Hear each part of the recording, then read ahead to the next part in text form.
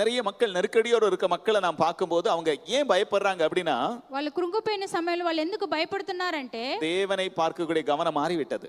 దేవుణ్ణి గమనించలేదని అర్థం. சரிங்களா? தேவனை பார்க்கக்கூடிய கவனம் மாறனால இப்ப முன்னாடி எதுதான் நிக்குதுன்னா பிரச்சனையே நிக்குது. దేవుణ్ణి గమనించలేదంటే వాళ్ళ ముందు ఏముంటుందంటే ప్రాబ్లం ఉంటుంది, வேதனையே நிக்கிறது, బాధ ఉంటుంది. அத பத்தியே யோசிக்கிறாங்க. దాని గురించి அத பத்தி யோசிக்க அவங்களை இன்னும் என்னச்சுன்னா ஆழத்துல கொண்டு போயிடுது. దాని గురించి ఆలోచించి వాళ్ళని క్రిందికి வெளியே வர முடியல, పైకి రాలేదు பாருங்க. ஆனா இங்க நான் வாசிக்கிறேன், அவங்க தேவன் மேல நம்பிக்கை வைத்தாங்க.